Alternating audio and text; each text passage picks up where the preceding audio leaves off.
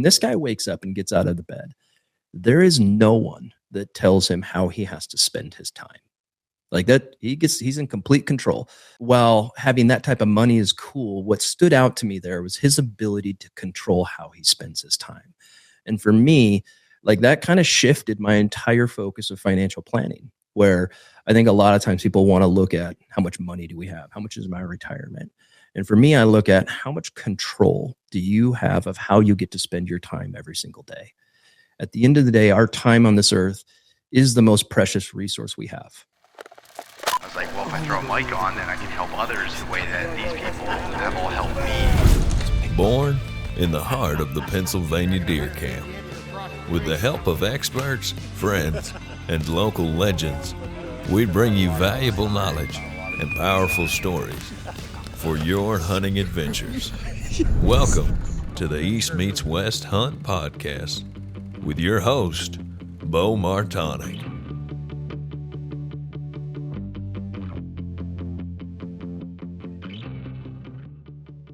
All right, we are live. Jeff Bynum, welcome to the podcast. I mean, I should say welcome back, but the listeners have never heard it because that episode never went anywhere. Yeah. It's been a long time coming. I'm happy to be in a better space now with a little more flexibility to have conversations like this. Yeah, well, it's great to get to have you on. So to give before I ask you a little bit of your background here, Jeff. I've known you for going on 7 years or so. I think that we've worked together. If I remember, 2019, somewhere in that yep. time frame. So we've known each other for a while. And the first podcast I did with you, I actually went back and found it, and that was in 2019. So oh wow, yeah, man, time flies, doesn't it? You look the same age. I'm much older now, so hey, I don't know about that, but yeah, it is wild how quickly time flies and yeah, it's crazy to think about. Well, I've been looking forward to this. I mean, your story is something that I get to take a little piece of pride in. Your journey through life and where you were at, and the discipline you've developed and all the things. And so it's exciting to be able to have the opportunity to speak into a space like this in a community like yours. Yeah. Well, it's what's cool too is I had put last night, the time of recording this, I'd put a post out on Instagram about talking about, bringing you on and finances and, working for yourself and just kind of getting set up for life. And it generated a lot of really great feedback, a lot of interest. And I had teased about it on some episodes I'd done earlier, even before you agreed to come on. I was just like, hey, I really want to try to get you on as a financial advisor. And I think it would be really helpful for people. And it's like, okay, why does that make sense for a hunting podcast to dive into finance? I think it makes all the sense. Yeah. Hunting's not getting cheaper. I think that was one of the questions we got was like, how the heck do we afford all this stuff? So looking forward to diving into all the questions. A lot of great questions there. Yeah. Well, Jeff, how about you give a little bit of a background of who you are, and then we can dive into kind of the bigger story of your background and why, how we got to where we are today. Yeah, absolutely. Well, and let me first just kind of say, I am a financial advisor. I am regulated. And I think, you put that in the post, like nothing's off limits, just joking. There's all kinds of stuff that's off limits. So, a lot of the stuff that I would be talking about one-on-one with somebody is not something that we can produce and publish over the air, because at the end of the day, and this is for our compliance department that's listening out there, because they're listening to everything, financial advice should be applied individually. It should not be something where if you're taking your financial advice from social media, from this podcast, from whatever, and applying it towards your life, it's just like medicine. If you're looking at a prescription that may be right for someone else, it could be deadly for you. Same thing applies to money and money decisions. So please, coming out of this podcast, this is not financial advice. These are concepts and ideas and things that we've experienced. I have my own firm, Financial Outfitters Group. I have a partner down in Texas. BJ, my right hand, is here in North Idaho with me. All of my investment advice goes through Coho Advisors out of Anchorage. But again, no tax advice in this podcast, no financial advice, no investment advice in this podcast. Please talk to your own advisor or get an advisor to explore the ideas we talk about here. So there's my disclosure. that works.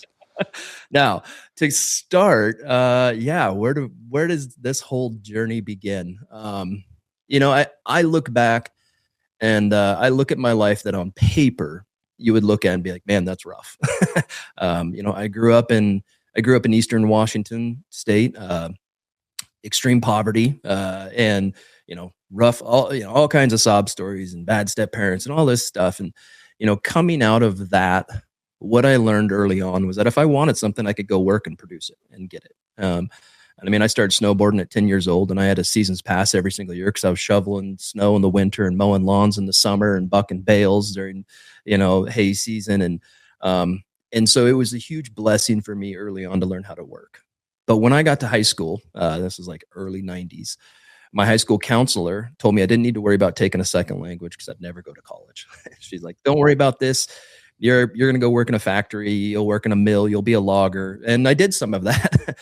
She wasn't wrong to a degree, but when I got out of school, I started working construction, kind of landed in the construction trades, quickly worked my way up through the construction industry and went to Seattle on a vacation, ended up meeting my wife who was finishing her degree in interior design at SPU. And I just decided I wasn't coming home. I'm staying in Seattle. Met this girl, and here we are.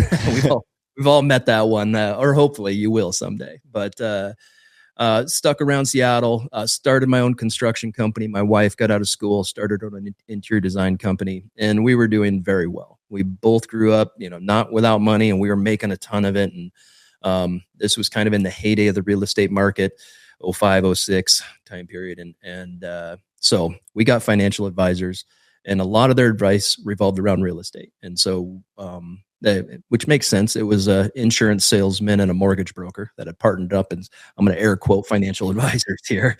So they had us take out $1 million in loans in 2007. And we bought investment properties in Seattle, and then woke up in 2008 where all of our income, assets, liabilities, cash flow, everything in our life was tied to the real estate market. And we lost everything we owned. We lost all of our homes. We lost assets, any money that we had left over, which really wasn't much at that point. Ended up having to move into my in-laws' basement with a 9-month-old baby girl. And here I was, 28, and pretty pissed off. I literally took this advice that they told me, hey, if you do this, you'll never lose. And 18 months later, here I was in my in-laws' basement. And so I knew that I had time to recover, but I wanted to make sure that I wasn't going to make the same mistakes again. And so I started looking around the financial services industry, and I went to a lot of the companies that we see on every street corner today, the household names. And essentially I kind of heard the same sales pitch. Hey, give us this much money. We'll get you this rate of return. And here's where you're going to be in 30 years. And I'm like, that's just linear math. That is not how life works. And through that process, I kind of realized that the financial services industry is just a giant sales organization. Whether we're talking about banking or auto insurance or mortgages or taxes or retirements through work or individual investments or insurance, it's like all of these things that we need inside of our lives.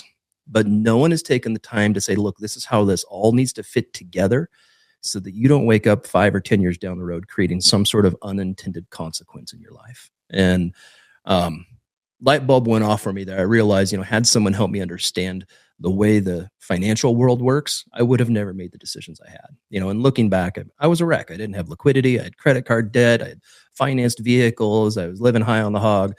I was making great money and spending even more. And so I had no business doing what I was doing. But the people were not looking out for me. They were looking out for whatever commission they were going to generate. And so,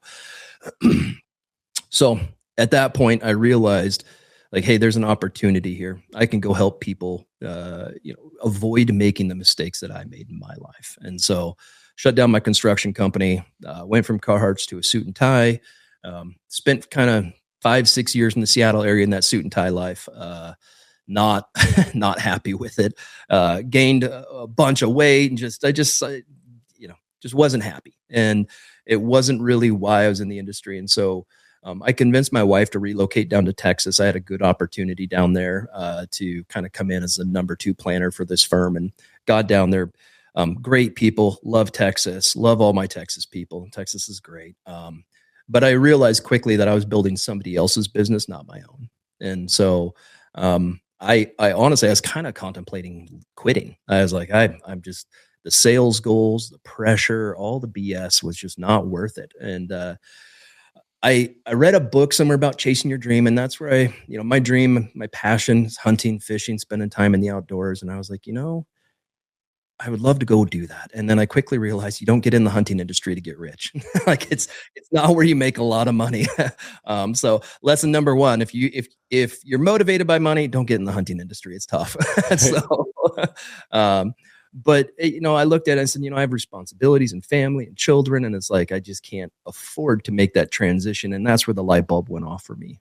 Cause I looked around and I saw everybody out there sacrificing within the industry. And I said, these people need more help than anybody else out there. And there was no one that had built a firm, a practice specifically focused within that community. And so I launched Financial Outfitters Group in 2015. And, you fast forward to today, I get to work with all kinds of amazing people. Sometimes I feel like I learn more from my clients than I'm able to teach them at times. But I get to work with people all across the country, entrepreneurs, business owners, people that are just passionate about hunting and W-2, but I get to help them think through everyday life decisions, how to buy cars and send kids to college and homes and retirement and starting their own business. And, a lot of the things, Beau, that, you've had to work on to get to where you're at today. I get the honor and privilege of kind of being behind the scenes and helping people think through those decisions. So very big picture, that's how I'm sitting here today, getting like pinching myself going, am I this lucky? Do I really get to help people in this way? And no, it's every day I really look forward to coming to work and helping people here. So yeah, it's funny because I feel like it's one of those things in that, in school, I never learned anything about like personal finances and how to do it. It was very simple of like, go to school, make good money, save for retirement. And that was kind of the gist of it. And it was refreshing to just get to learn different aspects of it based on my own personal goals and where I was at in life and where I, continue to kind of go to be able to do that. And like, you'd said it in your disclaimer earlier, but it's so true as far as everyone is in a different position and not one thing fits across the board. And that makes it difficult to be able to understand. But I feel like when you understand some of those frameworks, it helps make things make a little bit more sense. Yeah, absolutely. I think there was a defining moment I had in Texas. And this was actually, we live in North Idaho now. We moved to Idaho in 2018 and love it out here. A lot more public land and elk in Idaho than Texas.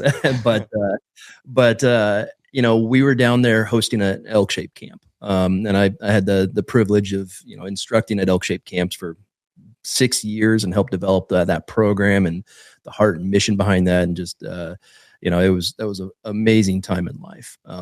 But we had a camp in Texas, and the camp was hosted on the Iron Game Ranch, and the Iron Game Ranch is owned, big high fence ranch, beautiful ranch, is owned by one of the founders of PayPal.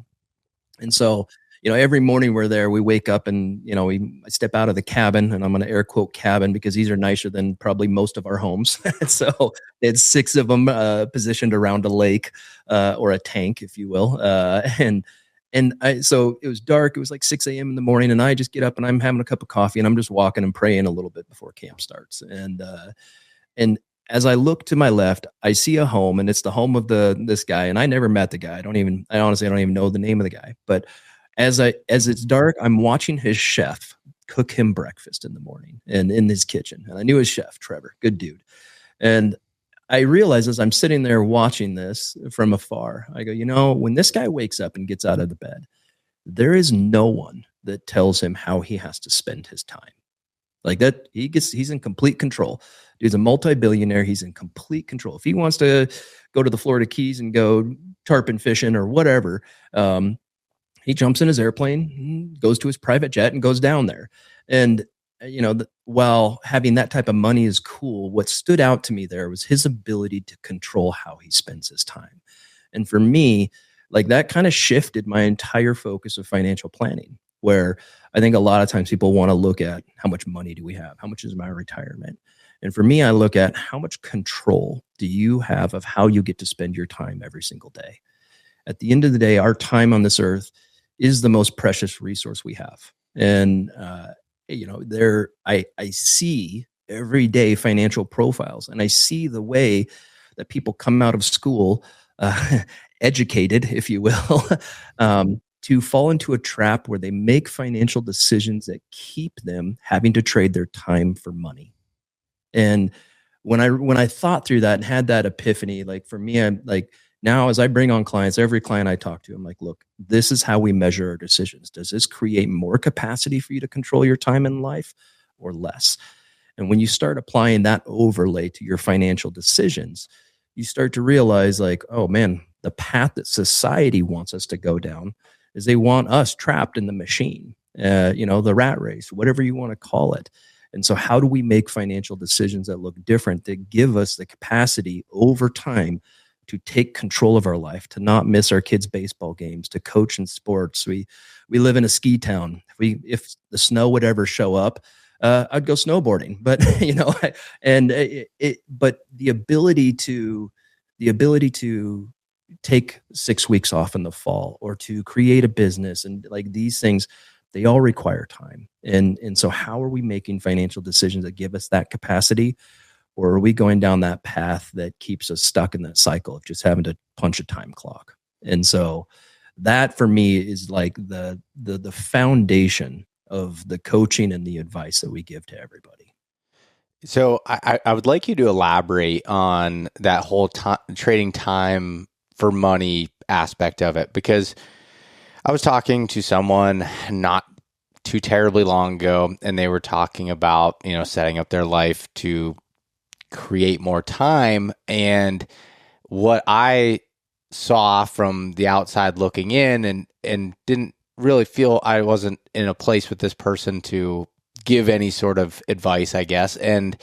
But it was like, wanted to create time for good reasons and spending more time with the family and doing that, but without being financially stable, to be able to do so, you create additional problems that can make that worse. But how does one make enough money or do things without trading so much of that precious time? Like, or if I'm asking that question correctly. Yeah, no. I'm going to do my best to answer these as concise as I can, but I'm long-winded, so no, that's fine. Here. That's good. I'm going to use an example of a husband and wife client of mine, and they're the cutest couple in the freaking world. I love them to death. They're just getting started in life. They met in college, got married, I think even before they were graduated. They got 2 beautiful children now. Helped him kind of navigate some of his life decisions and stuff like that. And he went to lineman school, became an arborist, and now he works for the fire department. But they called me last week, and they said, hey, we're thinking about buying a house. And it's a brand new house. It's in our town. It's $460,000. And I immediately go, oh, hold on, pump the brakes here. And I just started talking to them. Their household income is about $100,000 a year. And so we just, in 5 minutes, we talked to them and we said, okay, what are you paying for rent? They're paying $2,000 a month for rent. They're saving about $300 or $400 a month on top of that. And the payment would have been an additional $1,000 a month on top of their rent, their savings. And I said, what type of life do you think that would produce? What do you think that would feel like 2, 3, 4, 5 years from now? And they immediately were like, oh my gosh, okay, no, we're not doing that. And so I share that story because I think society has created some traps for us out there that keep us trapped having to trade our time for money. And that home purchase trap, I own a home, but I no problem. I think home ownership is very important to the wealth building journey. But the home ownership trap that society has created is probably one of the biggest areas where I see people make mistakes. And so let me unpack that just a little bit. Somewhere in the 90s, we were all told that our home is our greatest asset and that everybody should be a homeowner. And then a lot of that philosophy and belief led to 2008. But even today, and especially when you start to analyze like generational wealth decisions and like baby boomer generations versus these other generations, even today, I think people when they look at this, they look at their home and they see it as an investment. They see it as something, as a wealth building tool. And the problem is that when we sit down to buy a home, or when we look around and we see our friends and our family buying homes, oftentimes they're buying homes that are going to require 25, 35, 40, even up to 50% of their income just to pay the mortgage. And while it looks good, and I think that, you had this couple bought this home, like their friends would have been excited for them. Big, beautiful house. Wow, look at this. You guys are doing so good. But what they don't see behind the scenes is that so much of their income is going just to pay the mortgage on this home that they have no capacity for anything else in life. We have a national average savings ratio of around 5%. And that's why, is because home ownership has gotten so expensive and people have been led down this path to believe that home ownership is what represents wealth. But the problem is, when you get to retirement, how much income is your home going to produce for you? Like nothing. Yeah. A big fat zero. I was putting for anyone that's listening, not watching, I put up the zero, like zero. Matter of fact, your home could be paid off, and all it's ever going to do is still require money from you: taxes, insurance, and maintenance. Maintenance oftentimes is upwards of 3% of your home's value. So, if you're on if you have a $500,000 home, in theory, over time, you're going to be spending about $15,000 a year just to maintain the value of that home.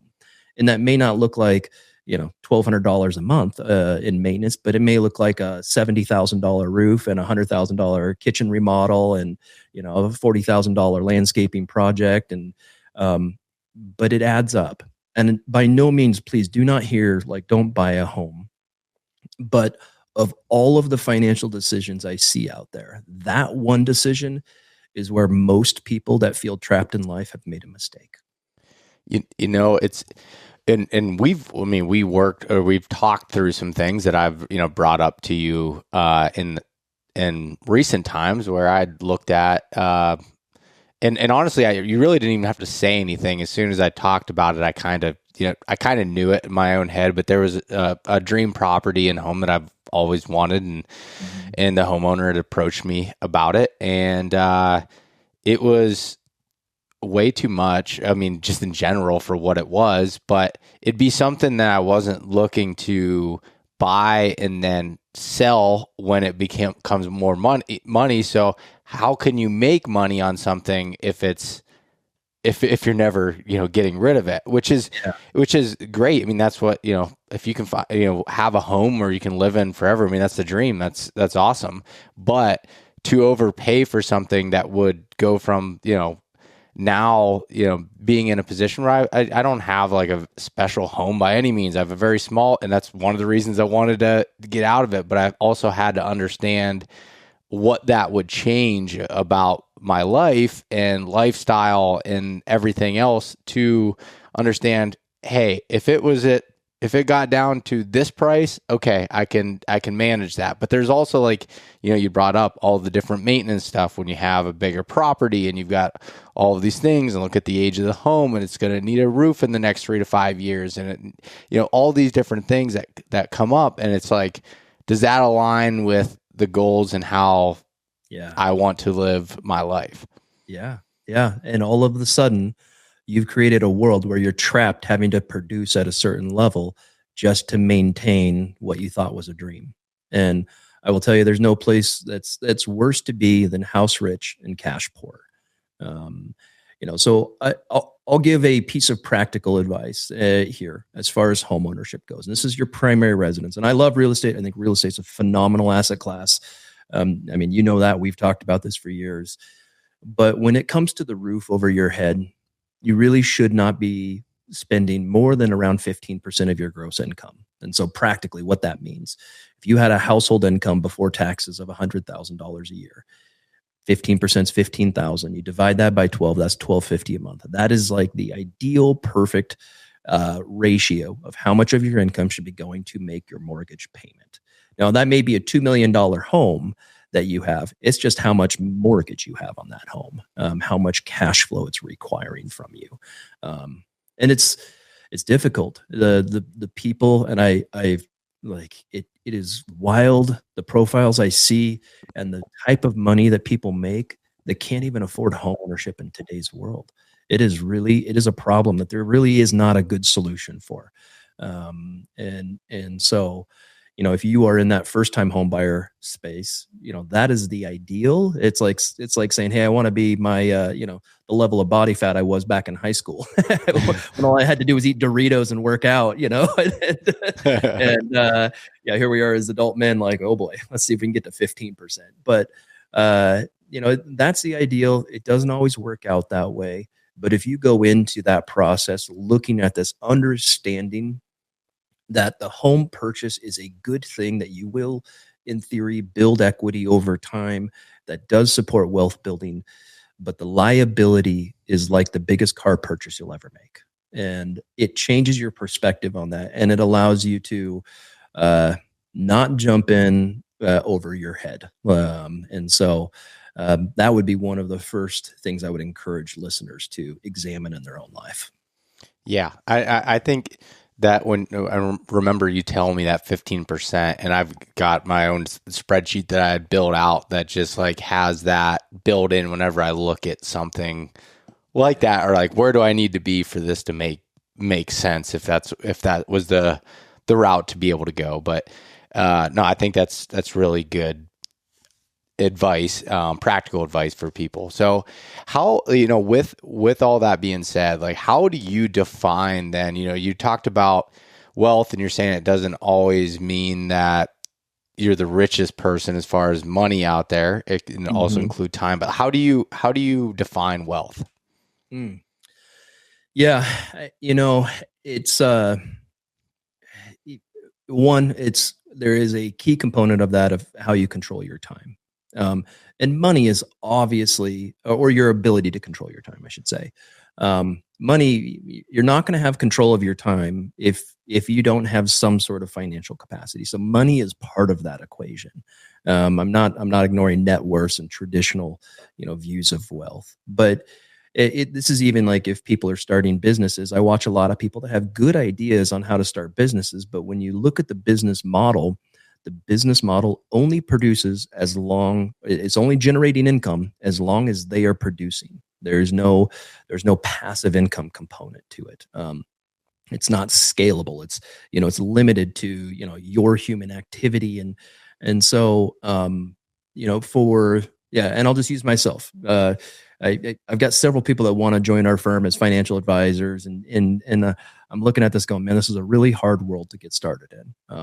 But once you've established it, this is a phenomenal world. Like, I can tell you right now, hey, I've got, this many millions of dollars that we manage. Next year, this is how much money that's going to produce, whether I take any activity or not, do anything or not. I just have to service my clients. And so, like this world, you can build up that business to where it starts to just roll and snowball and coast. And so for me, that gives me the flexibility where when it's baseball season, which I think I'm actually going to step back because my son, I've been coaching baseball the last 5-6 years, but my son is now going to be 13. And I think he's reached a level that is beyond my skill level in baseball. So I'm going to step back and just be the dad that's there with Gatorades and a motivator. Yeah.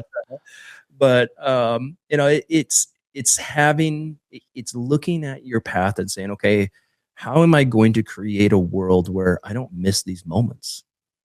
And I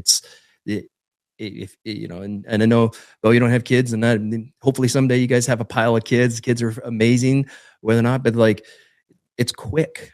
it is fast. They go from changing diapers to, my daughter, I'm not going to say she has a boyfriend. She's turning 16 this year. We're just going to call him her special friend. So, like navigating that, I'm like, what happened? I was just carrying you, this little tiny ginge. And here she is, this young woman conquering the world. And so how do you not miss that time? How do you not miss the rut? How do you not miss, the opportunity to, when the snow flies, to go meet up with your outfitter and go on a mountain lion hunt? Like all of those things, you have to look at life. You have to say, okay, how do I build that flexibility where when I take a step back for these moments, my income doesn't stop coming in? That's a big thing. That's a great way to be able to explain it. And is that something that you feel like is manageable from both, a W-2 employee working for someone else versus being a business owner? Or how do you look at that? Yeah.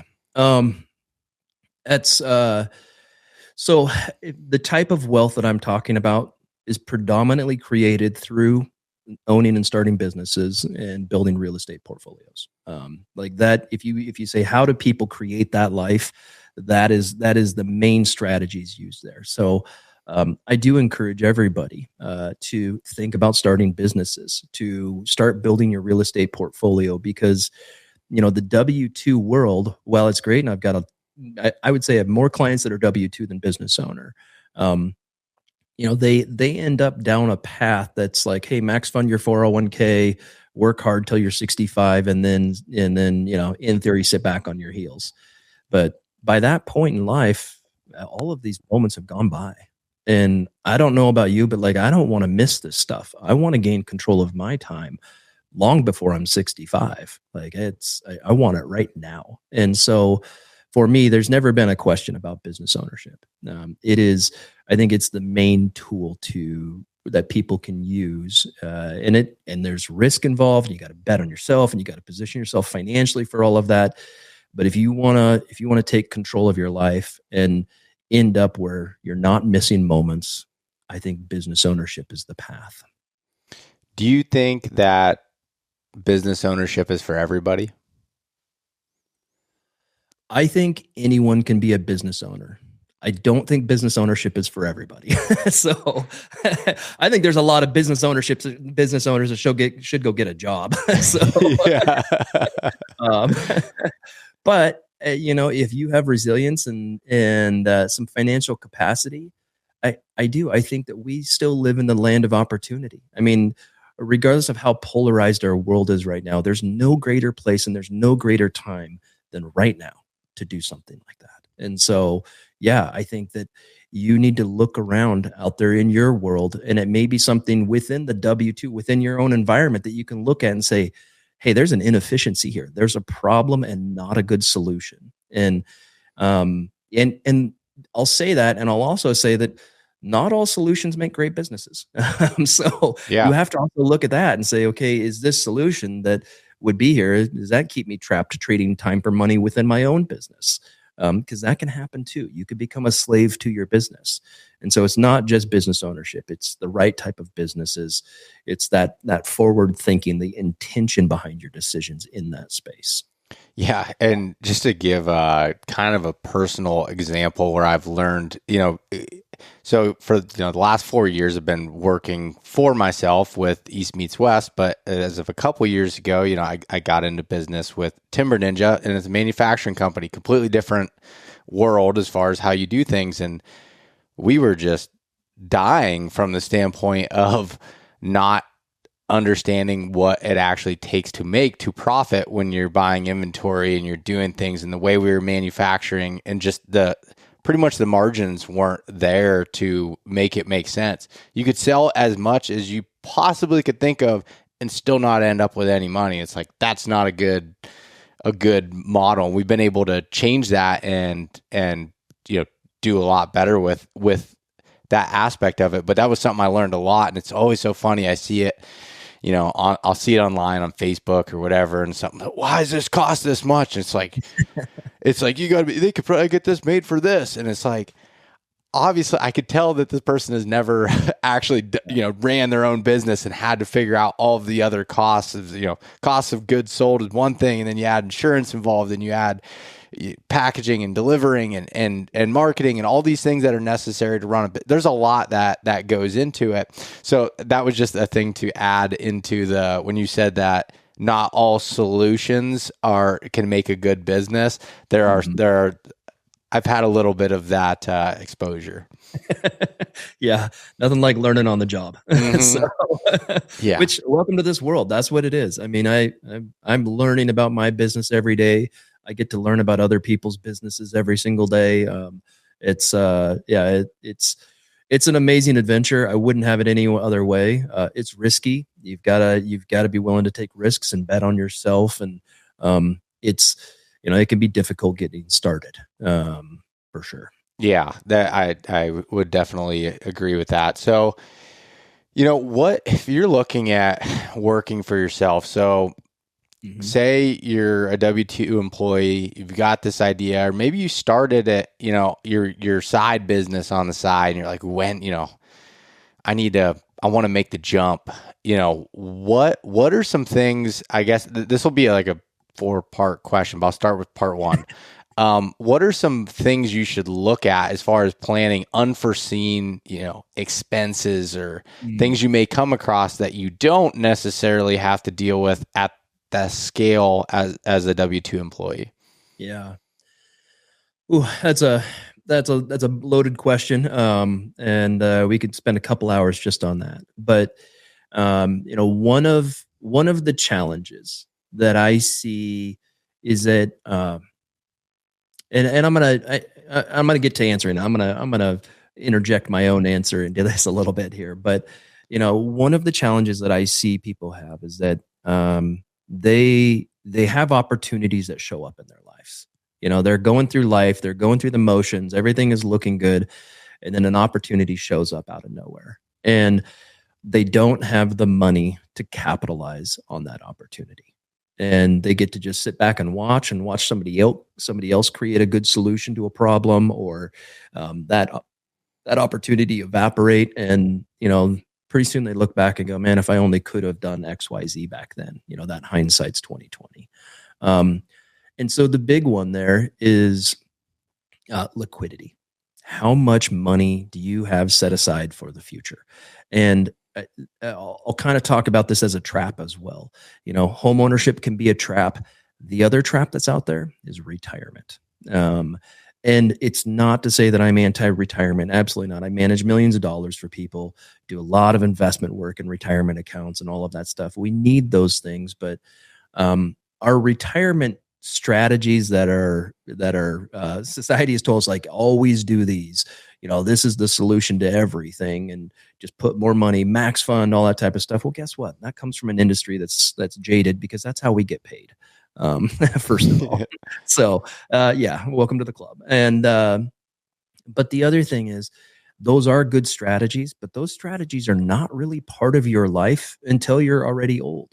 And so if you're putting everything you possibly can into the retirement bucket, good for you for the self-discipline, but you may want to consider reallocating some of that cash flow. Make it money that you have access to yourself in today's world, not wrapped up in a retirement vehicle that is just stuck. And so for most people, I'm like, hey, at least take advantage of the match in your 401k. Let's consistently fund that. But then how are you managing liquidity? How much money do you have capacity today if the old lady across the highway wants to sell you her ranch, or whatever it is? When those opportunities show up in our life, how are you financially positioned to take advantage of those? And that's where I see a lot of people get stuck, because they put everything they can into their home and their retirement account. And that cycle is very, very difficult to break, and it takes time. It was one of the things that when we first started talking, and I'll use you as an example. I think you had already seen the forest through the woods there. You already realized, like, hey, I need liquid money if I want to do this. And I mean, you came to the table in pretty decent shape. So made my job a lot easier, because I think our philosophies aligned there. But the liquidity piece to start your own business is a big challenge that people need to recognize. And if they ever want to be on this path, they need to figure out, how do we build liquidity? How do we clean up our lives, in a way where we have the financial capacity to make a move that looks like not getting a paycheck for 6 months, or that looks like spending $100,000 and it being a year before, we see that money back, or whatever the opportunity is. You have to put yourself in that type of financial position. Yeah. And to comment on that when you were saying like that, I was aligned a little bit with you there. I'm not a risk taker by nature. Like, as far as like I don't love just not knowing what's in front of me. Do I do that a decent amount? Yes, but I try to make it as calculated as possible. And one of those things for me was building up enough that I had, enough liquidity to be able, if I left my job and everything failed, that I was still covered on expenses for a year. And it was like, and that's not me giving advice to anybody on that. That's just saying where I felt comfortable. And I did that through the side business of never spending a dime of profit out of that and having it there to be able to pull from. And if that were to be the case, and so that was how I looked at it. And it took years to do that. And everyone's in a different position as far as what that timeline might look like.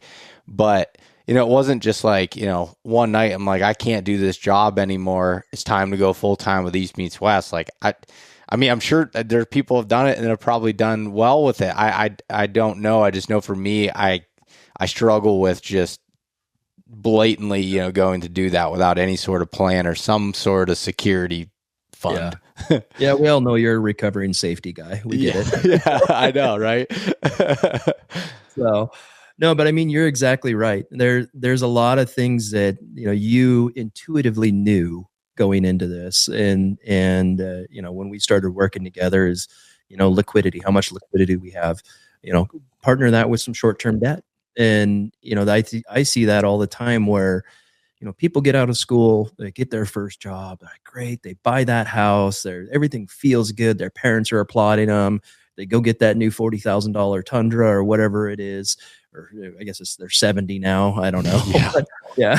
So, and the next thing you know, they're up to their eyeballs in payments, and it's like, holy cow, you've trapped yourself, you're stuck in life. And so if you are looking at how do I put myself in a financial position, you can't have short-term debt holding you back. It is dangerous. If you work for the government and you have a lot of job security, not that I'm advocating for short-term debt, it's not that dangerous, but you want to walk away from that job with short-term debt, and you now have a minimum nut that you have to cover every month on all of these consumption-based decisions that you've made.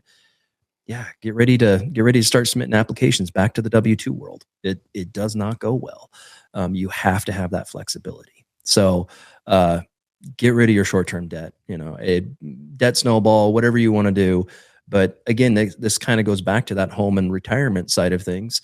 If you're max funding retirement and you're carrying short-term debt, like, you may want to consider backing off of that to the minimum match, or whatever you need to do to get the match in your 401k, and reallocating those additional dollars to free up capacity inside of your life.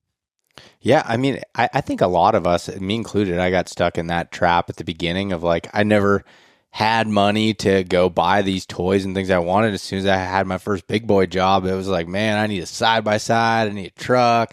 And then I was like, I don't have anything. Like, I've got nothing to be able to go out. I have to watch if I go out to eat. Like, what is going on? Sold looked good in the parking lot with a bunch of, F-250s. Yeah, yeah. It was just like, it was just wild. And just, when I think back on it, but I think I had a point that something that you were saying there that I thought added value to it, but just in general, I agree that, I was going to say, to make that jump, if you have less expenses, debts, things less that you have to worry about and be able to, I mean, it's kind of simple math, but that is you're able to free those things up. And like, that was like part of my strategy. My goals for getting out of things was like, all right, I got to get rid of this stuff, get rid of my vehicle payment, get rid of my student loans, all that stuff.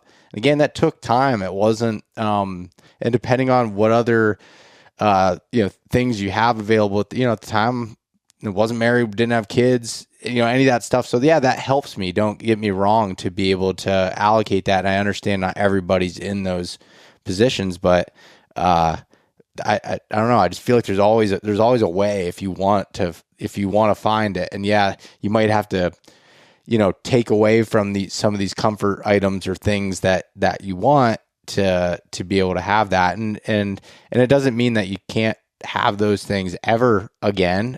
Just have to be in a better, place for it. It's like, I don't know.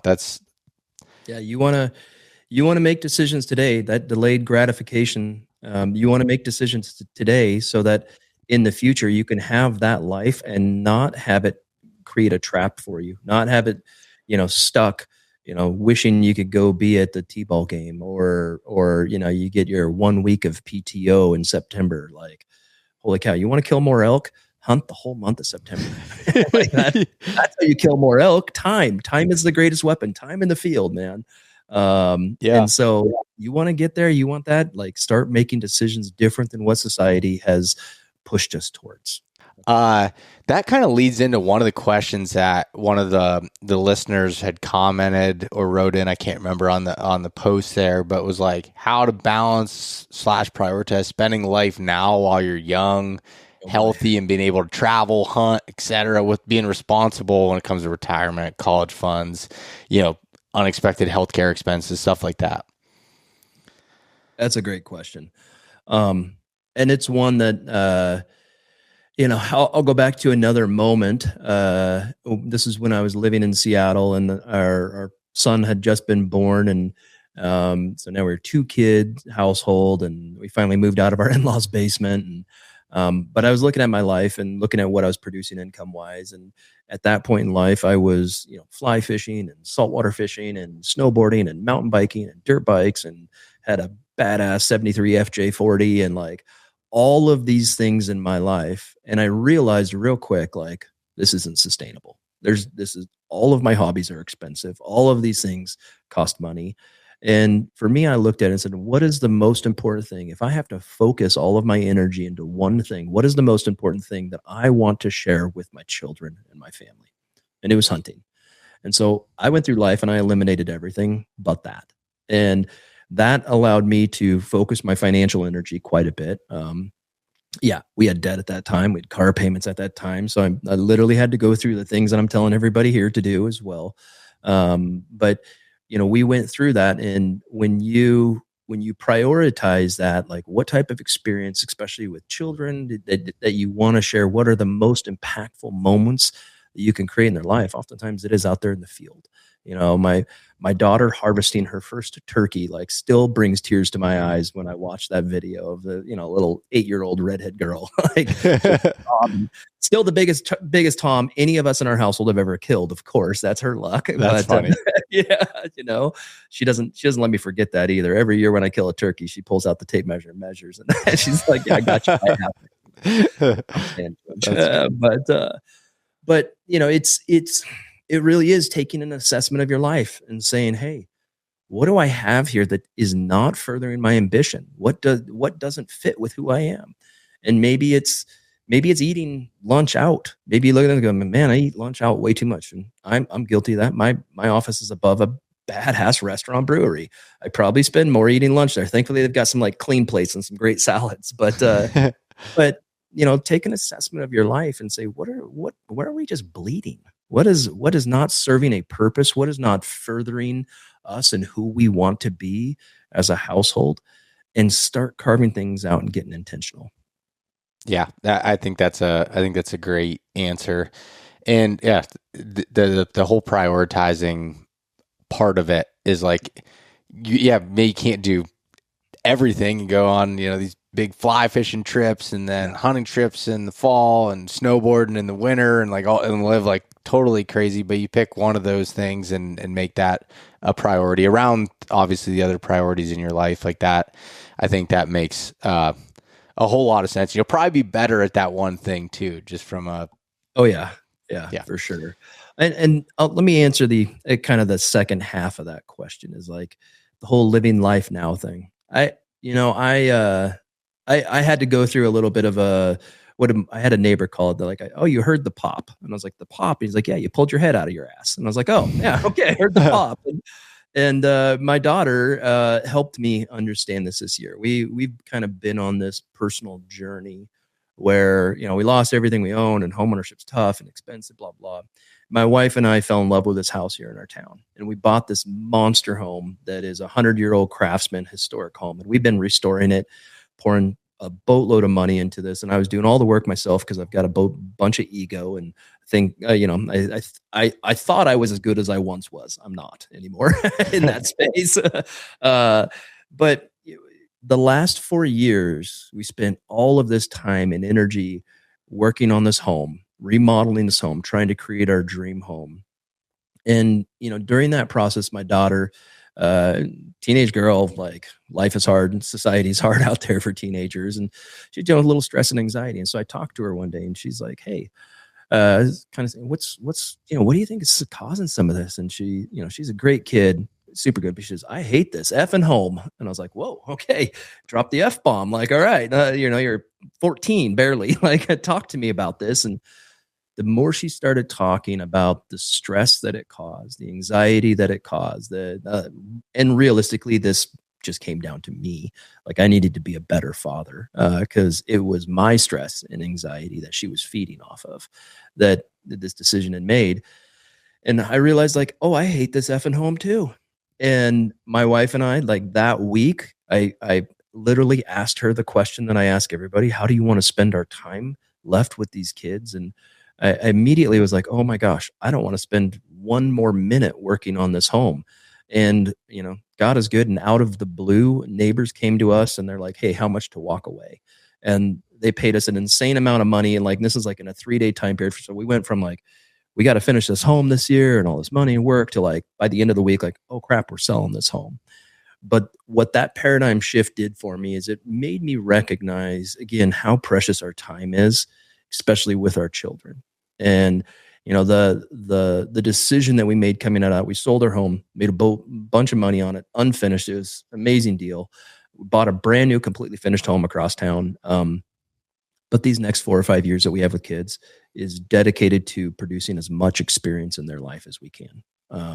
Now, here's what I'll say. We would not be in that financial position had we not done everything else that we've talked about, paying off our debt, starting a business, becoming business owners in a business model that makes sense where you get to impact other people's lives and all this stuff. But, I saw that question on Instagram last night and it's a real deal. Like you do not get this time back. Or, I have the spine of a 75-year-old and like I'm on track to like be in a wheelchair by 60 if that's a whole nother sob story. But it's like, no, it's at this point I'm limited. I am like, I'm not going to be able to do some of the adventures that I want to do. Like that time is starting to disappear quick from my life. And so there is a balance there between financial responsibility and the time. But at the end of the day, you have to get aggressively financially healthy so that you don't have to miss out and you can do both at the same time. Yeah, that makes sense.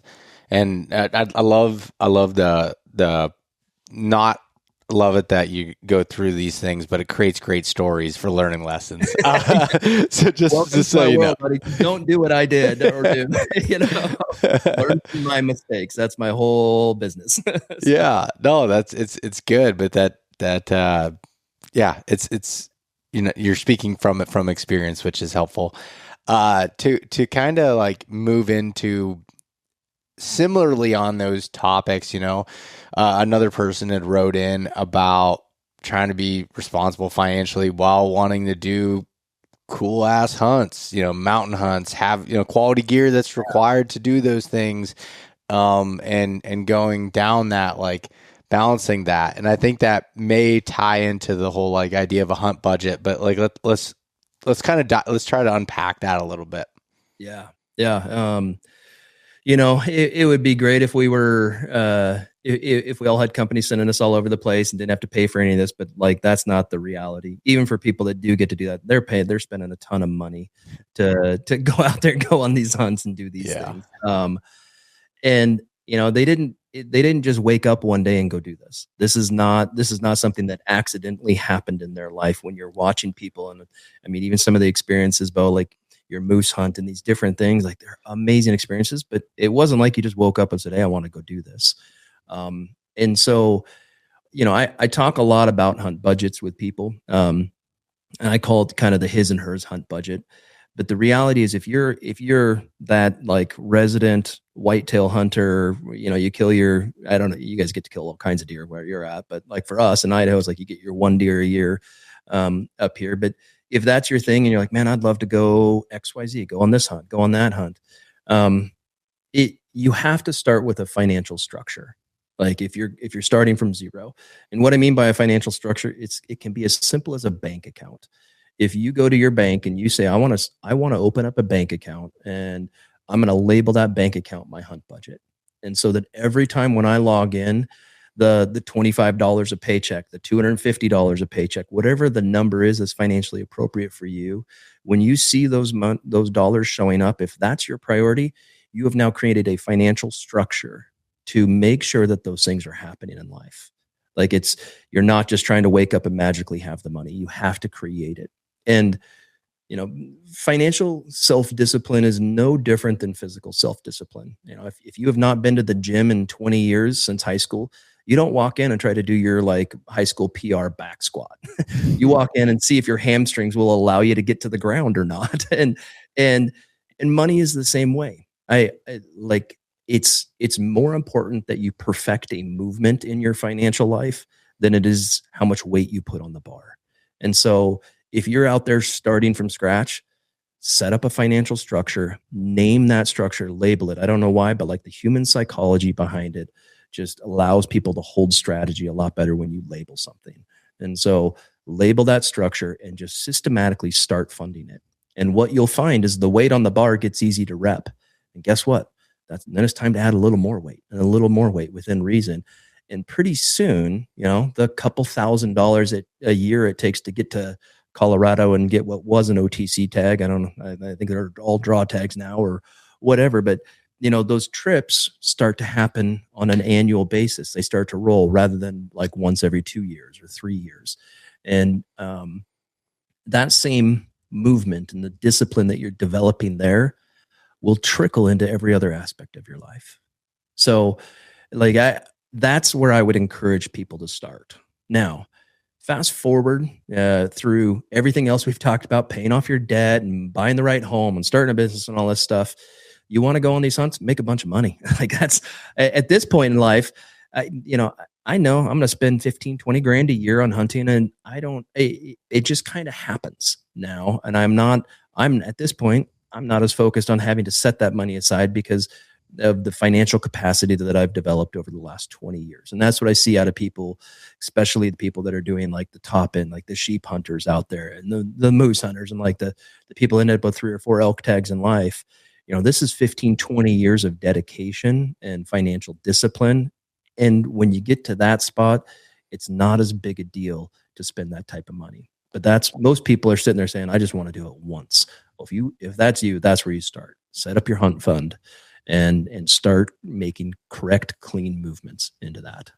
I don't know why at the beginning it felt like setting up a separate bank account was such a big deal, but it's so easy to be able to do. Like, I mean, between, learning from yourself and reading the book Profit First and like looking at those, I was like, I'd set up multiple bank accounts for different things that, things for taxes and I allocate all those based off of the amount of income that's coming in based on a percentage. So it's like, you're doing better, a little more goes to these certain things. But, and that, like that just for me, this is just me speaking, but like that helped me a lot, and I like that structure and being able to see physically like, okay, that's there. Because otherwise, if you were like, oh, say, okay, this is kind of the way it is for me working out too, of like, say I had nothing going on today. I'm like, oh, I got all day to go to the gym. Well, I probably am not going to go unless I say I'm going to go at 6 a.m. or I'm going to go at 10 a.m. or I'm going to go. And I had to do that because I was finding myself that I'd fill it with other things, not because I was trying to escape the gym by any means, but it's like you can always fill things up and get rid of that time and or money if you don't make it a point to allocate towards those priorities. And it's like you talked about, you building that up to be able to go on all these hunts throughout the years. And it's the same for me. It's like when you go to the gym every day consistently. I just had Todd Bumgardner on, and like his whole thing is not about just trying to be the biggest, baddest person out there. It's being consistent over a long period of time, and you create that capacity to be able to do those things. Yeah, absolutely. I mean, that's a great example. And what a good human being. Love Todd. Great dude. Yeah. So if you don't know Todd, you need to look him up. He's a really good guy. But yeah, that's exactly it. Is, now, in my world, it's like, I want to go elk hunt a couple states a year. That's kind of my goal. That used to be a very heavy lift for me. That used to be like, whew, like, okay, hit my PR. I did it. I hunted 2 states this year. Now it's like, well, I can hunt 3 or 4 states, and I don't really feel it anymore because of the years of discipline and movement, clean reps that have accumulated. Now, let me say this as well. I would be remiss if I didn't mention this. That we're focusing on the hunt budget right now. And let's be honest, most hunters, I would say the majority of them are males, the man in a relationship. But if you are married and you don't have a spouse's hunt budget, like, you're making a bad decision there. My wife loves eating red meat, would never pull the trigger on a gun to kill an animal. That's not her thing. But what is her thing is getting out of North Idaho in the winter and going and sitting on a beach. We're planning a trip right now to Croatia. That's been her lifelong dream. And so if you only establish your hunt budget, you're kind of being a selfish POS. Like, it's almost more important that you lead by example and fund your wife's hunt budget. What is it in her life that puts wind in her sails? And if you can get your wife on board with that, you start funding those things inside of her life, it will completely change her perspective on hunting. And she'll see you using this as a tool to be a better version of yourself. And so, yeah, if you're looking where to start, and you're like, all right, I'm going to create my hunt budget. Well, you better start your wife's at the same time. Very good point. Yeah. Divorce is expensive. Like, you don't want to, you want to lose your hunting capacity, get divorced. Like, you won't have money to do anything. Yeah. So 100%. I think that's a good, part to add on there. And I did want to mention something back on an earlier question I had, just give my 2 cents on like unforeseen things that come up when you go to work for yourself, planning for healthcare, taxes, trying to get a loan when you don't have a W-2 to be able to share. Like, all those things are things to look at. Now, if you're a guy and you have a wife, or you're a woman and have a husband that has a job that has healthcare, that's a huge bonus. That's because healthcare for me as a single male is very, very, very expensive every month. Like 10x what it was when I worked as a W-2 employee. Yeah. And you can't go without it. You have to have some healthcare, because in today's world, you need a sliver removed and it's considered surgery, and you got a $3,000 bill. I remember I learned my lesson when I was just getting started. And this isn't a great example of a human being. This is a poor example of a husband. But I'd come home. I was living in Seattle, and I was setting concrete forms all day in the rain in like January, and I was pissed, just hating life. And I was married like 6 months, and we had a fire going, we had a movie on, we had a bottle of wine open, and I wanted to make some hot apple cider to warm up. And I put a big old cup, a Starbucks cup, in the microwave of hot apple cider. And I microwave for like 2 or 3 minutes. The movie's on pause. Wife is waiting for me. And I reach in and I grab that cup and I pull it out. And about that time, I realized the cup wasn't microwavable. And the cider was probably, lukewarm, but the cup was like lava. And I dropped the cup. It hits the edge of the counter and sprays hot apple cider across our entire kitchen. And that was it. I lost it. I lost my shit. I was like, and I'm in the kitchen just banging around. And my wife's like, do you need help? I'm like, no. And I'm standing there in front of the sink cleaning up. And I just am boom. And I punched the wall in front of me. And that's the last time I punched a wall, because the wall had a Formica backsplash on it and no sheetrock behind it. My hand went straight through the Formica, and I pull my hand out and everything is blood red. And I lacerated the tendon through my finger, had to get tendon repaired, all this stuff, no insurance. and it almost sunk us. Like, I went into debt because I was an idiot and punched the wall. But yeah, whether it's that or, one of the things that we all try to avoid in life, you cannot as a responsible adult, go without some level of protection there in that space. So, and don't be an idiot like me. Yeah. So, we're seeing a theme here. It's a recurring theme. Hey, it's entertaining, Jeff. All right. It's good. I bet you hadn't heard that story yet. So. No, I hadn't. That was a new one. So before, just to kind of wrap up this part of it, and I want to get into your elk story here from last year, and which is an awesome story, but I wanted to, and I don't know, and if this isn't appropriate to kind of cover because there are so much variations, but understanding the buckets of life when it comes to money. Can you give an overview of that? Yeah, I can speak to that for sure. So any client that I've worked with knows my buckets. I break wealth building strategies up into like categories, and I call it kind of a short-term bucket, a mid-term bucket, and long-term buckets. And so the reason I do that is because the characteristics of the assets that belong in each of those buckets operate differently. Our long-term bucket, those are all of the wealth building strategies that are going to someday give you the capacity to stop trading time for money. But oftentimes those are illiquid strategies. Those are risk-based strategies. There's a lot of tax strategy involved in that. And so we have to look at that, and we have to, so let me just kind of retirement accounts, investment strategies, business, real estate.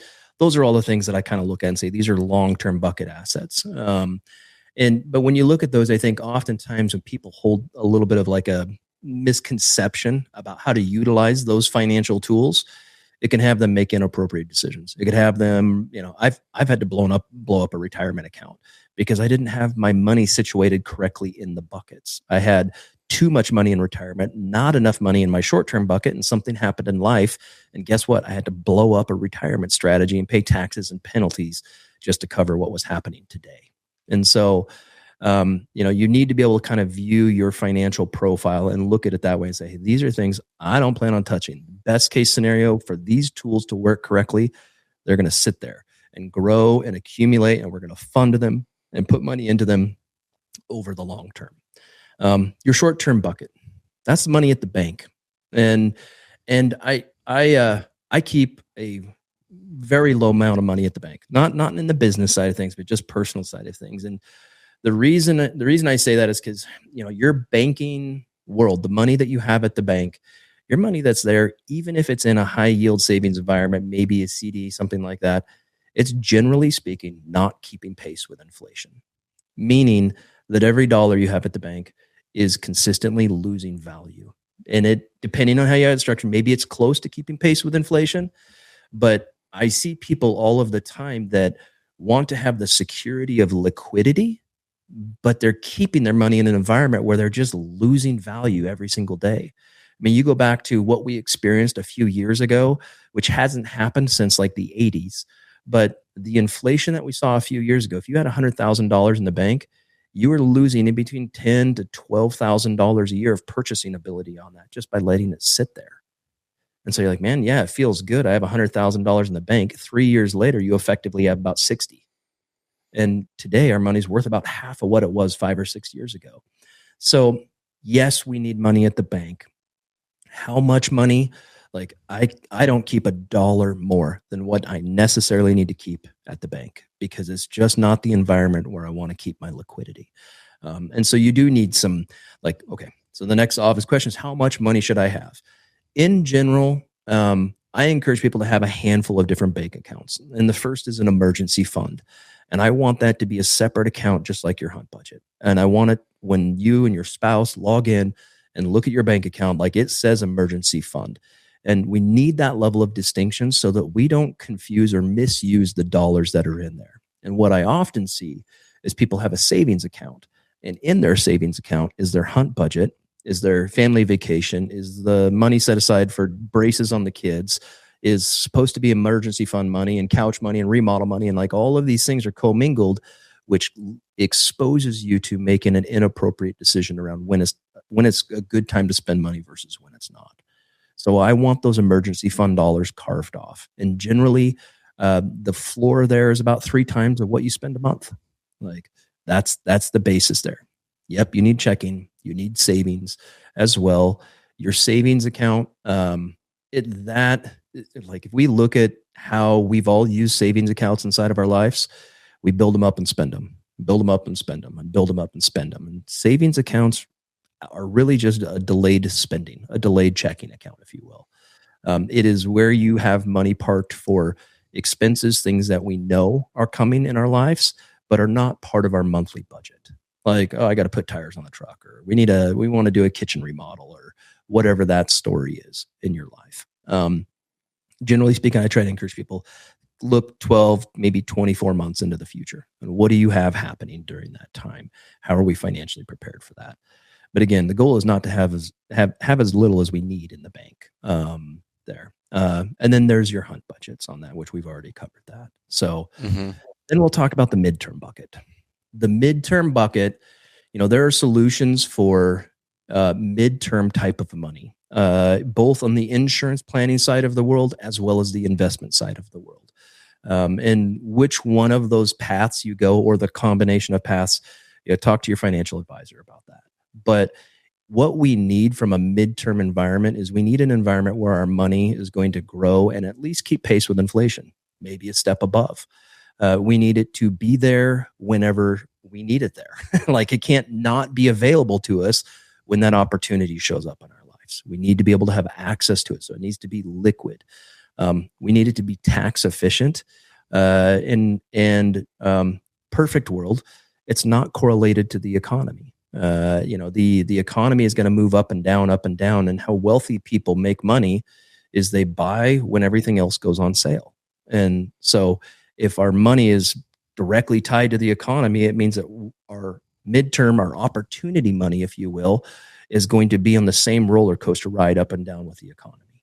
So, look at your life.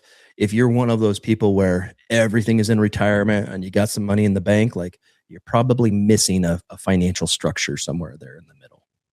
Yeah, that and also tell me if this is too far as from a compliance standpoint. But are you able to give examples of what is a midterm bucket, or can you give even examples? I'm going to go into, I'm going to go into, there's insurance-based solutions and there's investment-based solutions for midterm type of money. Okay. What's appropriate for people really depends on you and where you are, your understanding of tools. And here's what I'll say. There may be a strategy that might be right for you and wrong for the next person. Yep. Like this is financial planning. There is no one size fits all here. At the end of the day, the effectiveness of financial strategies are people's ability and understanding on how to use the tools and how they relate to their lives. And so you could have a great financial strategy and not understand it, and it doesn't do anything for you. So yeah, that's about as far into that as I can go. All right. That's fine. I just wanted to make sure. Yeah. All right. Well, let's wrap that part up and let's get into, before you have to run, let's get into your elk story from last year, which is pretty awesome. Yeah. I killed a bull of a lifetime. At least for me anyways. This may be the best elk that I ever get. The story begins in Wyoming, and Wyoming holds like a special place in my life. I left home when I was 16. Not a good home environment. Moved to Wyoming. Moved with an aunt and uncle that I had met once as a child, and that was it. Finished high school there. The first person in my family to graduate high school. And I built all these buddies there, and so caused some problems in Wyoming. Partied a little too hard, all that. Welcome to Wyoming. But some of my best friends are still based out in Wyoming, and if I could wave a wand and live anywhere, and Wyoming didn't have the wind and winters it had, I'd live in Wyoming.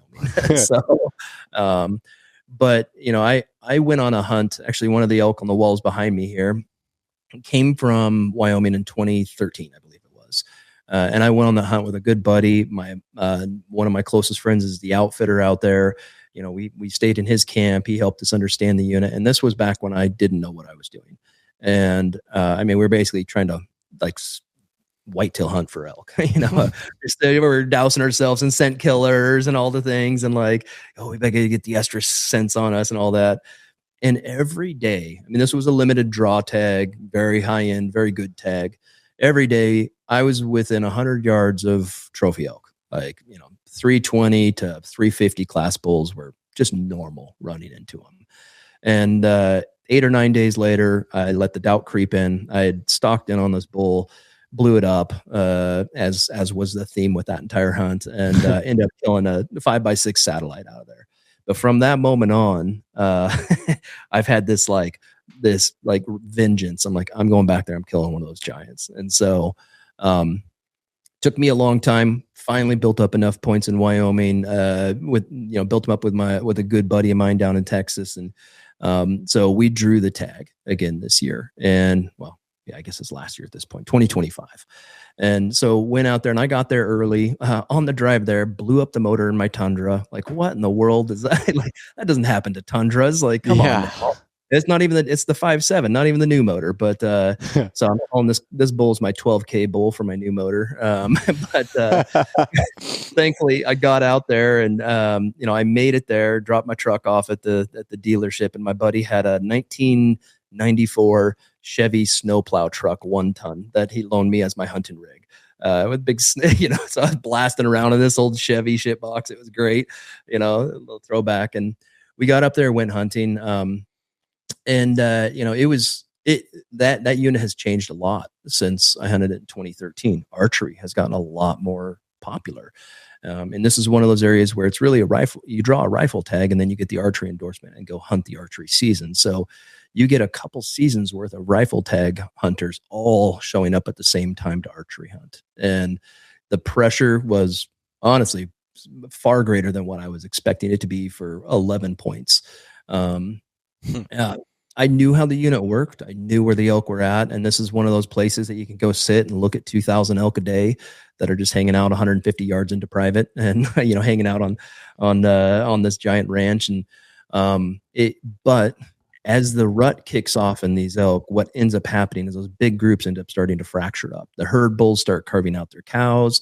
They get tired of all the pressure and the competition, and they end up pushing the elk up over the mountain. And so, I'd been hunting that day, that morning, didn't get in anything. That evening, I was going to go check out a new drainage, and leaving camp, and 300 yards from camp, I crested a hill, and I saw a bull skylined on the ridge in front of me, 300-400 yards. And it was that instant, no question, that's a shooter. Giant bull. I don't even need to put my glasses on it. Immediately know that is the caliber of bull that I'm looking for. And we saw each other. We were 300 yards apart. I'm on a four-wheeler. So he took off. But that night he hung out and stuck around camp. And he was within distance of camp where I heard him bugle almost all night long. But there were 3 or 4 other camps there. And by the time morning came around, it was a rut fest right around camp. And I think he probably had 6 to 7 satellite bulls by the time the morning came around, and between 35 and 40 cows. And so as I was listening to this all night, and I knew everybody else can hear this if I can hear this. And so I've got to really get an early jump. And so I get up about 3 a.m. in the dark, and these elk are moving off the top of the mountain and dropping into the drainage on the other side. And so I just stayed on the ridge and stayed with them for about 2 hours in the dark. And as light continued to kind of increase a little bit, I'd slip in a little closer and a little closer and a little closer. And, by first light, we're 3-4 miles away from camp. And, I'm within 100 yards of the entire herd. I could see the cows milling around through the aspens. I'm catching glimpses of the herd bull, and it was the bull from the night before. There's satellite bulls. I'm bumping satellites left and right. And, I don't know. I'll ask you, Elk, or I'll ask you, Beau, about your experience with elk here when we wrap this up on some. But the satellites didn't even care. They'd look right at me, turn away, and just do their thing. They didn't it was weird. And so I tried to call this bull. I challenged him, and I was within 100 yards. I think it was like 88 yards when I challenged him, and he came running right into me and started thrashing a tree at 40 yards. And but he was facing directly at me on the other side of the tree. And so no shot. And so while that was going on, one of the satellites took the opportunity to go run into the cows. So he immediately turns around and he's gone. And I'm just like, the despair. And at that moment, I almost gave up. Like that was an emotional roller coaster right there, because there's bulls running around, good bulls that were bigger than I've ever killed, like 300, 310 class satellite bulls, great bulls that I would be happy with any time in life. But like, I made that commitment to myself. I'm going to kill a herd bull. Like, I have to prove it to myself. I can do this. I watch everybody. I may not ever kill a herd bull again in my life, but I can do it once. Yeah. And so, that I had actually drawn back on a nice 6x6, one of the satellite bulls. He's standing there like 25 yards looking at me, and I couldn't send an arrow. And I was like, well, this is like day 5 of the hunt. And I'm like, I got lots of time. I had, 3 weeks blocked out for this. And so the herd bull had taken the cows and pushed them back up the drainage. And there was a little finger ridge between where the herd bull was at with his cows and where I was at. And so I hustled up around in front of that finger ridge, and I kind of got up there, and my spidey senses are going off, whatever you want to call it. And then, like, in my mind, I'm walking, and I'm like, man, I feel like this is about where they're going to show up. And I stopped. And as soon as I took my last step, the cows popped over that ridge. I mean, just immediately. And the first 5 or 6 cows, I had a tree behind me, but they could kind of see me. They could see my outline. And I've got my bow. I'm hiding my bow in front of my face and all that stuff. And, I got a pasty white ginge face, so it shows through, so they're seeing me. And then the rest of the cows start coming. They didn't catch my movement. They all funnel down. And next thing I know, I've got like 35, 40 cows within 5 to 25 yards right in front of me, just right in my lap. And I'm sitting there just, heartbeats through the roof. I'm just, please wind, hold. And I figured I had snuck a range where they crossed, and I thought like the herd bull would be right behind them, and no herd bull. I'm like, where are you at? Oh my gosh. And then I hear movement behind me directly downwind of me. And one of those satellites comes running off the hill and just down near runs me over. And he runs into the herd of the cows like a bowling ball, and cows just start running. I mean, it's pure chaos in front of me. It's one of the coolest experiences I've ever had in the woods. And that did it. The herd bull, he wasn't on the other side of the ridge. He had circled around or something. I don't know what he's doing, but I see tines coming through the tops of the trees, these reprod trees.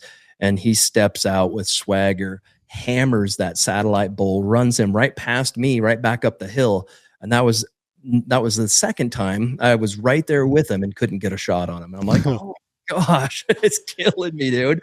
And I'm just holding still, and the wind is holding, and I'm just praying like, oh, please wind. And here he comes. He starts swaggering, and he walked back in all slow, just big swagger to him, just lots of ego. He walks through his cows. He sniffs a cow. He goes up on the ridge right where they crossed. And right as he's going up on the ridge where I'd snuck a range, and it was 45 yards. He stands there. I get to full draw. He lets out a bugle as I watch the arrow just slip through his lungs. And it was like, I'm done. That's it. That's all I need. I'm happy. Thank you, Lord. Like that's all I need. I didn't. Of course, then everything erupts. The cows realize I'm standing there. Like there's elk all over the place. Satellite bulls are still running all over the place. It's a beehive. The bull had jumped over that little ridge, so I couldn't see where it went. And I felt really good about the shot, all that type of stuff. but I mean, there's elk, there's bugling, and it's just pure chaos. And I'm just like straining to listen for anything. And I mean, elk are running every direction, and I hear a faint cough, and I was like, oh. And when you hit elk in the lungs, the first thing they start to do is they start to cough and try to clear their lungs of that blood. And that was like, for me, that was the first moment I'm like, I did it. And so at that point, rain starts dumping down, and I'm like, oh my goodness, great. And we're on pretty rocky country. And so I'm like, well, I need to go look at the shot, see if I can find first blood, all that stuff. I mean, this is like within 5 minutes of shooting. And I get on that little ridge and I see great blood immediately. And I'm like, oh, okay, good. But it's just getting washed away by the rain. And there's so many elk in here. It's like, I can't follow tracks. And so I'm starting to worry. And so I kind of looking at tracks, and there was a set of tracks that went off to the right. And I take 3 steps to the right, and then I see antlers through the woods, and I see an elk moving around. And I'm like, oh no, he's still up. And I'm like, oh crap, I got to back out. And I drew back on that elk. And I'm like, okay, I got to get a second shot on this thing. And I'm looking, and I'm like, man, I just don't feel like that's the bull. Thank God I did not take that shot, because it wasn't him. That was one of the satellite bulls. And so I let down, and I'm like, okay, all right, not the bull. And that one ran off. And so I went back to first blood, and then I'm looking, and I'm like, okay, I took another 2 steps, and I see my arrow. I pull my arrow, and it looks perfect, just covered in blood, bubbly and all that stuff. I take one more step, and he's laying 20 yards in front of me, like just laying there dead, stone dead, died in a few minutes max. Maybe went 30, 35 years. Oh. Yeah. Dude, that is epic. It was everything. Like, you couldn't have written the script for a better elk hunt. Was solo, by myself, which is, I really enjoy elk hunting by myself. That was something Dan taught me. You're far more effective solo elk hunting, I feel like. It was really cool. The other really cool moment there, I went up and had a moment with the elk, obviously, and just, and did a little bit of praying and all that stuff. But I looked at my phone, and I had the best cell service anywhere in that whole mountain range. Was right there where that elk died. So I was able to FaceTime my wife and kids, and on FaceTime, and show them the elk live, and then my dad, and a bunch of buddies and stuff, and so got to celebrate with a whole group of people that I was close to, on the side of the mountain, which really, I think, made that moment like even that much more special. Yeah, that is so awesome. And like, for anybody that hasn't elk hunted or hasn't elk hunted much, like those rut fests like that are very, very few and far in between. Yes, they are. Yeah. And the ability to interact with them, and them not to get spooked. And here's this may just be a limited draw unit, but here was my question for you. Like, as long as the cows weren't spooked, the bulls didn't give a rip. Like, I had multiple bulls win me, and they didn't even care. And it was just like, we had a hot cow in there for sure. But I kind of like realized, oh my goodness, I can get away with all kinds of things as long as there's a rut fest going. They don't mind. They look right at me. They see that I'm there. They wind me. They know I'm a human. They were just hot cow. That's head down hot cow. And so I don't know if you've experienced that or not, but like, you have a hot cow, man, you can get away with all kinds of stuff. Yeah, I mean, I've seen it too with whitetails like that as well. It's like, if there's especially like the first doe that comes into heat and they're running, it's like, you can do really whatever you want in that occasion. And it seems like it happens more so when you're trying to shoot like the big bull, the herd bull that's in there. But if I was trying to shoot one of those satellites, it doesn't happen that way typically. That's just something I've observed. Whenever I was on a hunt in limited draw area too, and I was like, I had bigger goals as far as what I wanted for that hunt. Didn't deserve to, but that's what I was like, this is an opportunity. I'm going to try to take advantage of it. It was like elk on any other hunt, any other day of the year. Like, I'd be happy to shoot, giving me opportunities. But if I'm just trying to kill any bull, it's like way harder. Yeah, exactly. Yeah. When you need it, you don't get it. Yeah. Yeah. Anyways, man, this was fun. I hope that your audience can take something away from this today. I hope that they're encouraged. Like, we live in the land of opportunity. I don't care how messed up things are today. Like, there is still opportunity every day. And, we do not get this time back in life. And if you're going to bet on somebody, I'd much rather see you bet on yourself. And that's something you can control. And so, if we want to do a part 2 of this and there's more questions, like, you just let me know. Yeah. I love this stuff as long as we stay below that compliance threshold. Yes. 100%. No, I appreciate you coming on, Jeff. And for anybody that's listening, like, if I could offer any advice, I'm not giving specific financial advice, but just any advice in general when it comes to starting a business, going through it, it's going to be harder than you think. It's going to probably take longer than you think, but consistency in being able to do it for a long period of time drastically increases your odds of success in that whatever that pursuit is. And I truly do believe that, even in crowded markets and even in different, there's just being willing to do so. And I'm not saying it's all bad. That's just the realities of that. It can be really hard at times, but to me, it's so worth it. And for those moments that you get when, hey, I need to go do something, or I want to go on a hunt, I don't have to ask anybody. I can just, I don't have to ask somebody at work to go and do that. So I think I hope everyone took a lot from this, because there's a lot of really good information, Jeff. So I appreciate you coming on and sharing that. And can you direct anybody to check out you and your stuff? Yeah. If our website is Fin Outfitters, Financial Outfitters Group was taken, unfortunately, but FINOutfitters.com. You can check us out on that. Can't really directly advertise on social media, but if you look for me, you can find me. It's pretty easy to figure me out. So, all right. Well, sounds good. I appreciate it, man. Yeah, great conversation. Look forward to the next one. All right. Thanks everybody for listening. Hey guys, thanks so much for listening. If you enjoyed this conversation, share it with your buddies. Leave us a rating, a review, and subscribe. If you want to check out more content like this, there's plenty in the links below. We truly appreciate having you guys along with us.